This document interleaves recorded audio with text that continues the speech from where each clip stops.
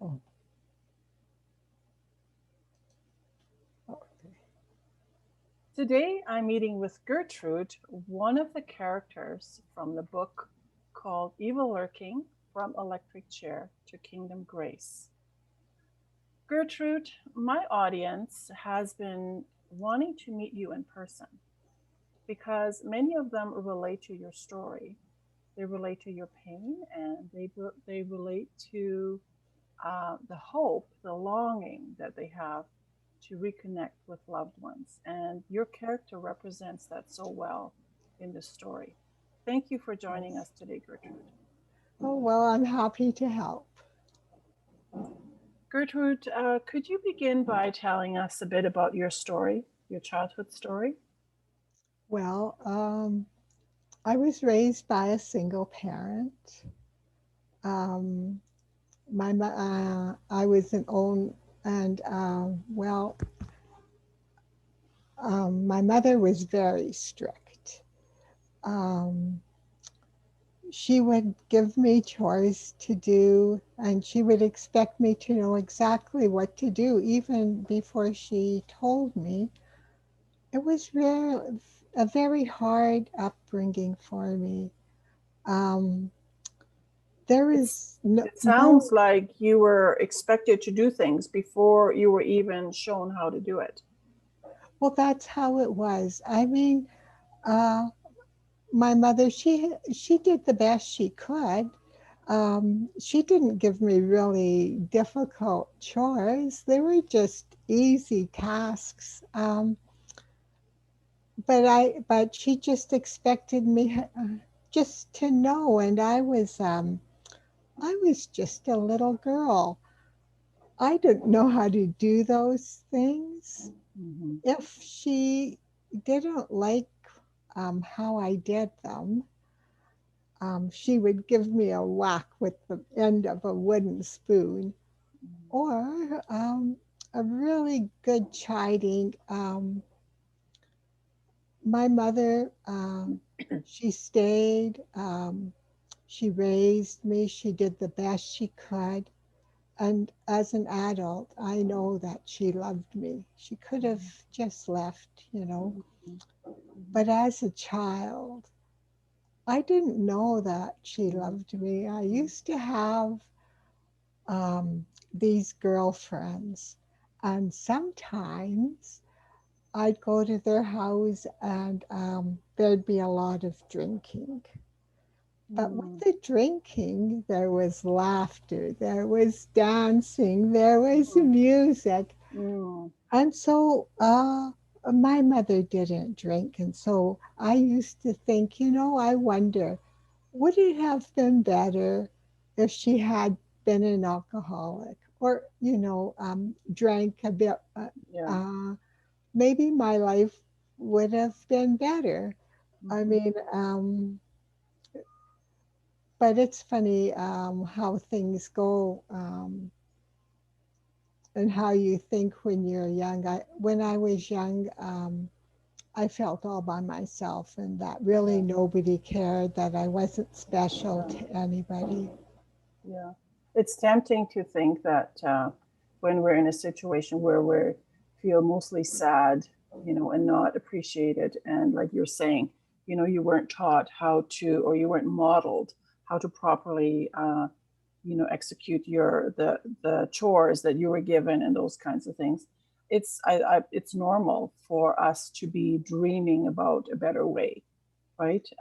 Even especially when the temptation is that, oh my gosh, alcohol looks like it brings so much fun, in people's Yes, lives, right? It's so tempting to think that alcohol is the way out.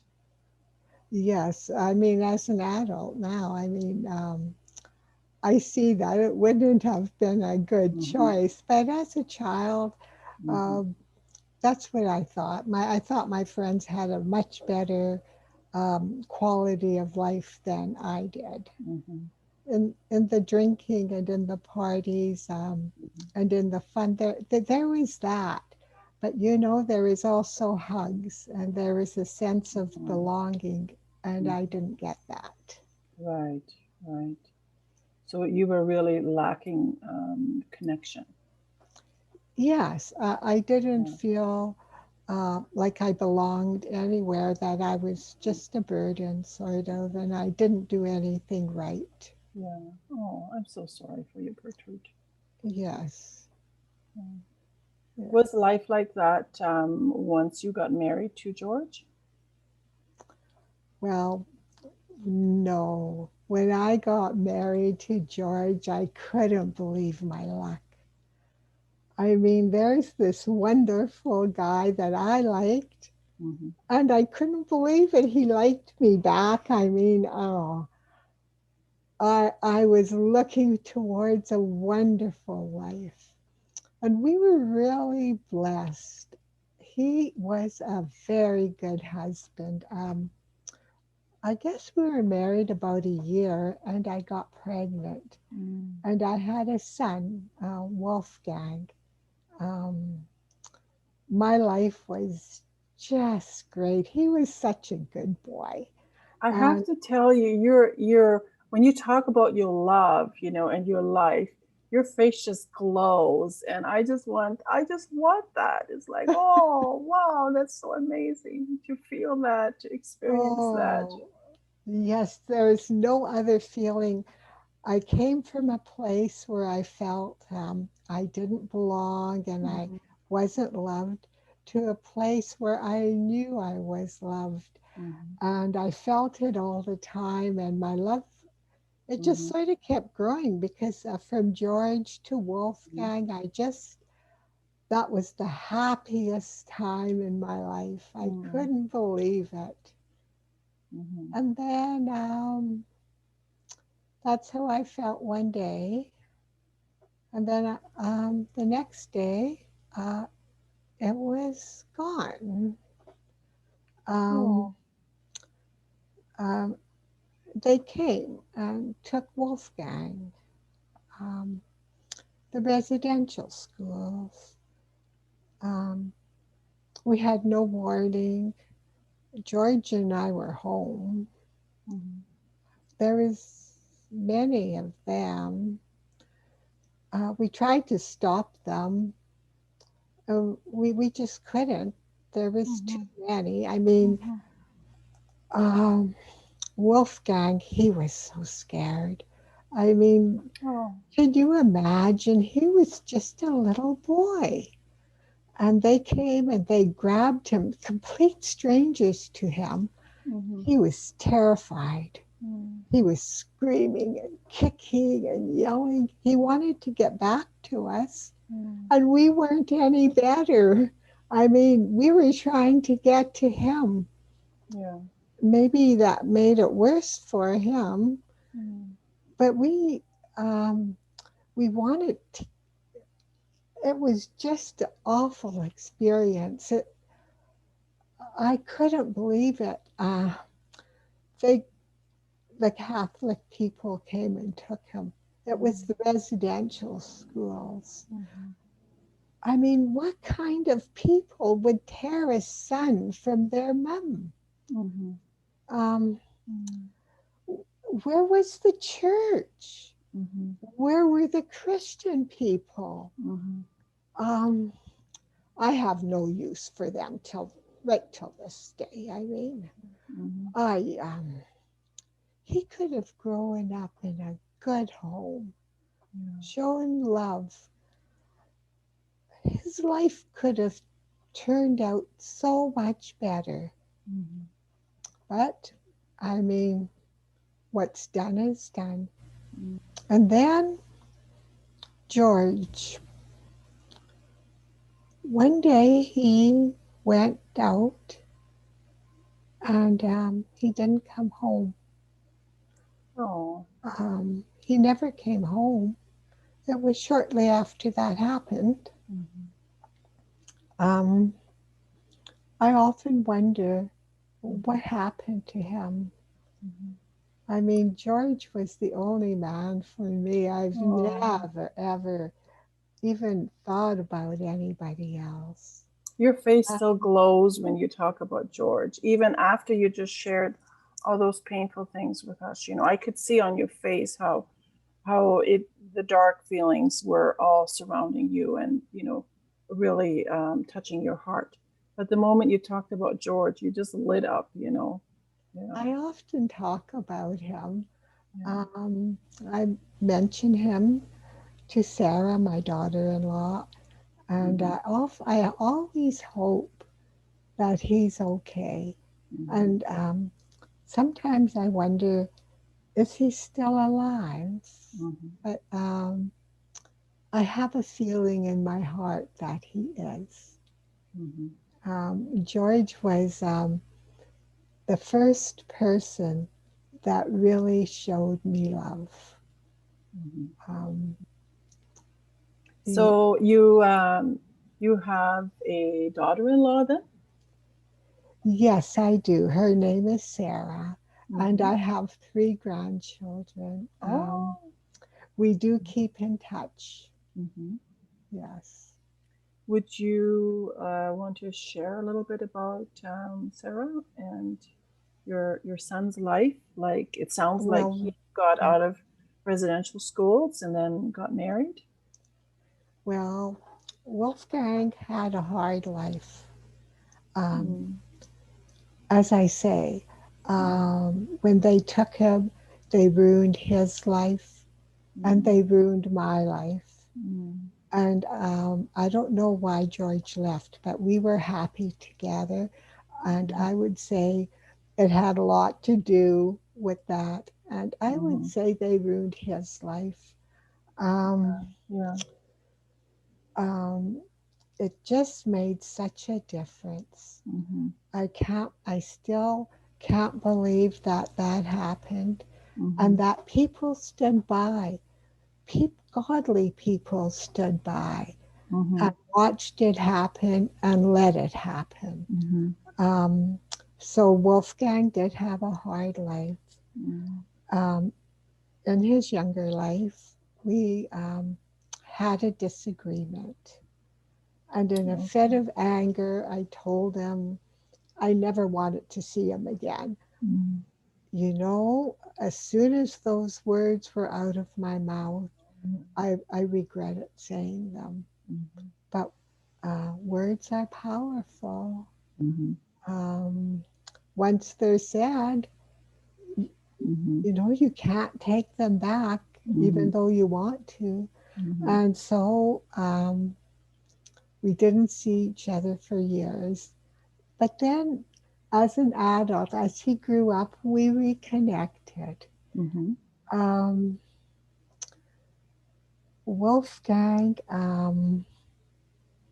was a good person, um, but he had a lot of issues. He grew up really hard. Mm-hmm. Sometimes he would act out. Um, in his younger years, he raped a Mm-hmm. girl, Mm. and her name is Donna. Mm. Out of that, she became pregnant Mm. and had Bruce, my Mm. grandson.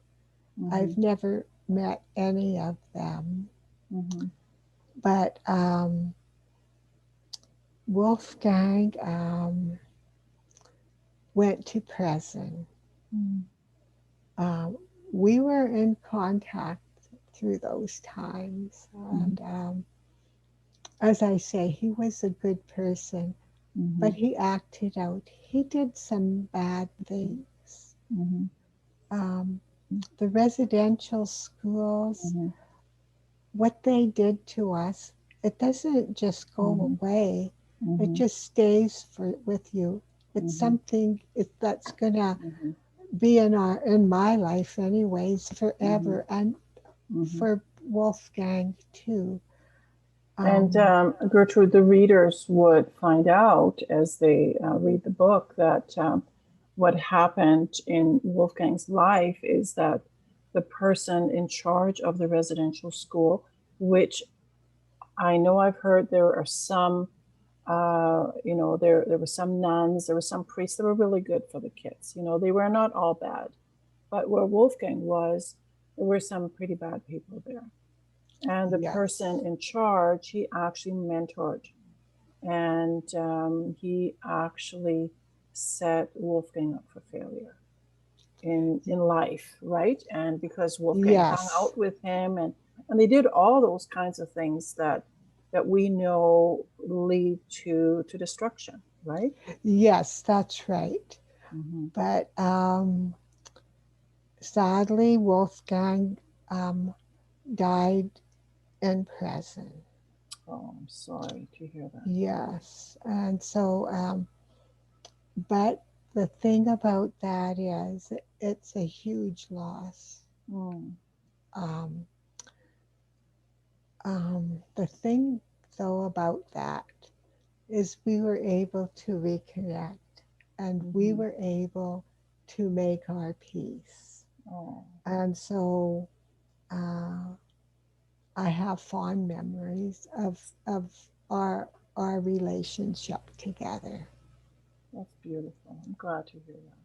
I'm sorry for Yes, your loss, but I'm glad to hear that you reconnected, and it sounds like you reconciled, and yeah, you have good memories now.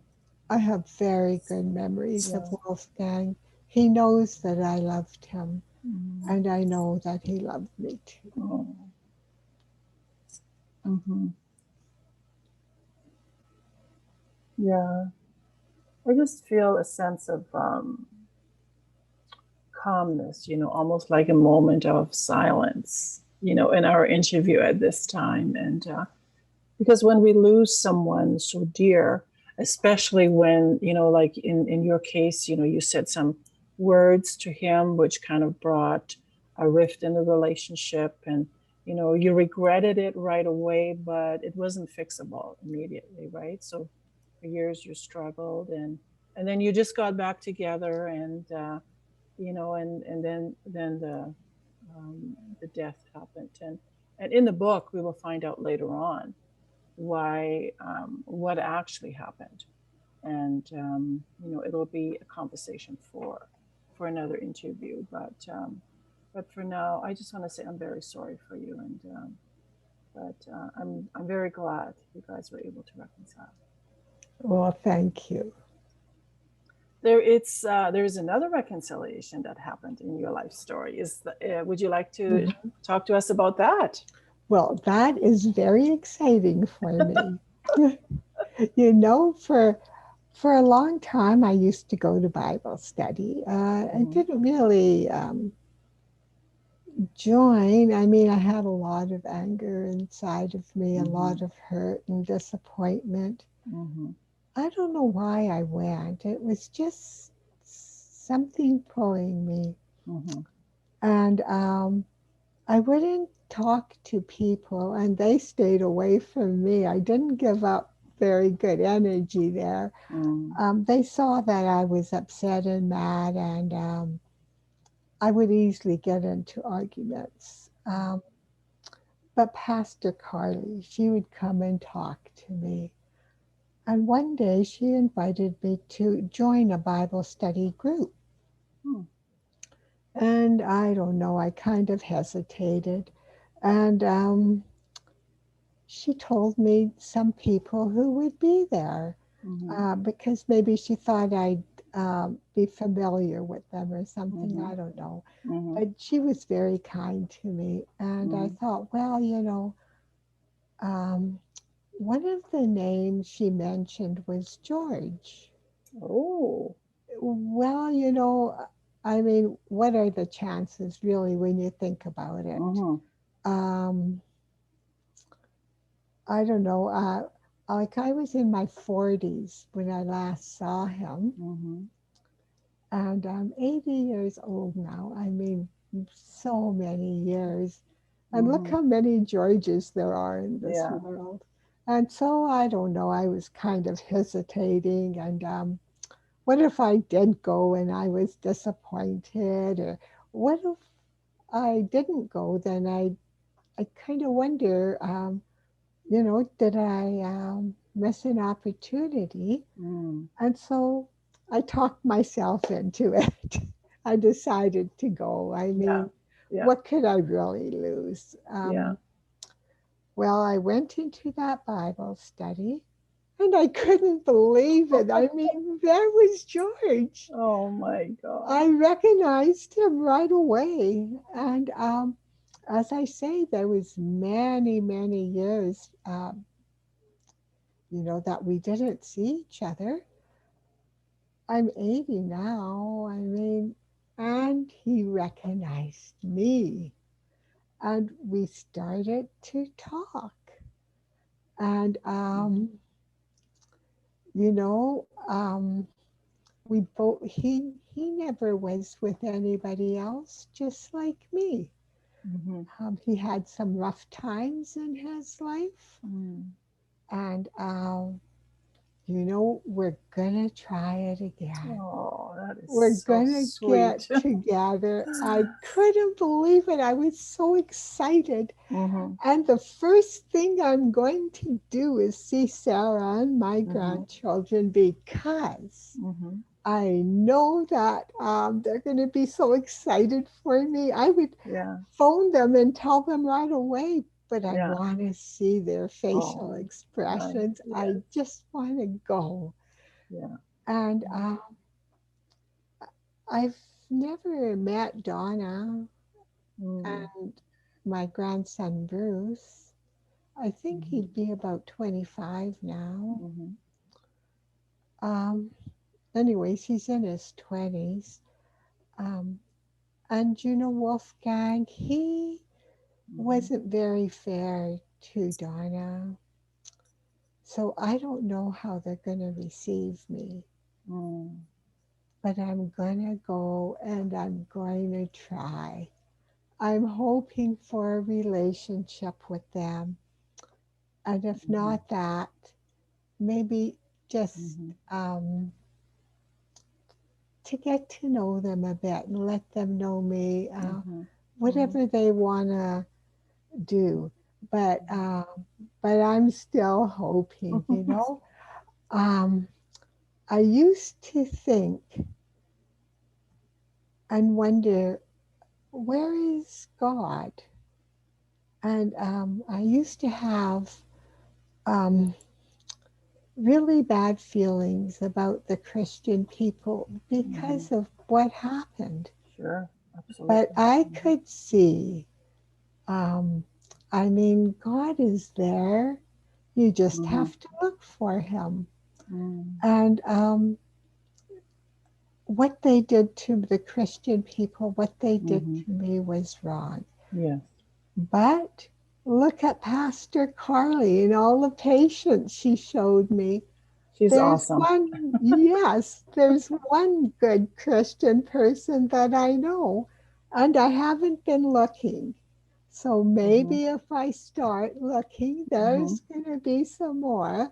Mm-hmm. Um, you know, I just have a different way of thinking and looking at things. Mm-hmm. And, I used to say what's in the past, well, it belongs in the past. But now I believe that when you're willing to face your hurt or Mm-hmm. your pain, Mm-hmm. God is going to meet you Mm-hmm. and He's going to bring healing. Mm. And He brought me reconciliation. He just changed Mm-hmm. my Mm-hmm. life. You Mm-hmm. just have to face things. Mm-hmm. You know, I just feel like a different person. I'm looking forward to life now, and I'm praising God Yeah. and Yeah. thanking Him. Oh, that is so wonderful. And Gertrude, it's like, what was I just thinking? I was like, the audience, the people who are asking to meet you in person, they can relate to you. Like you said, you were like kind of grumpy and people stayed away from you and because they didn't really know what to do with you. There are many people in this world like that. And, but they hear your story and how you were able to start sharing and you actually accepted an invitation and but you checked first within yourself, like, is this something I want to do? You didn't push yourself into something that you weren't ready. It sounds like you respected yourself, and you had that little, oh, I think I should go, and Yes. then your life changed from that moment forward. And so I believe the audience is inspired because they first read that about you, but now they're actually hearing your story. And Gertrude, you are an inspiration. And I so want to thank you for sharing your story with us today. Well, thank you. I feel that little before I went, I was Hmm. hesitant Hmm. and I had a little twinge, a little feeling I should go, Hmm. something Mm. pushing me. Pastor Carly came into my life. Um, if I think about it and I look back at my life, I realize God was there all along. I was Mhm. just shutting him out. Mm. You have Mhm. to be open. Mhm. Mhm. Yeah, and even what you're saying there, people who are victims, and you as a family were definitely a victim to the times, to the authority at that time. People who are victims often see God as authoritarian, as really mean, like an ogre, and Yes, it's very difficult to have a relationship with someone like that. But what I hear you saying is that even though you had that sense, you had that feeling, you're now realizing that there's more to him than that. that's right. When I was in my dark spot, Hmm. um, and life was so hard, Hmm. it was very hard to see the good. Hmm. But I'm glad you do now, Well, thank you. and your face shines.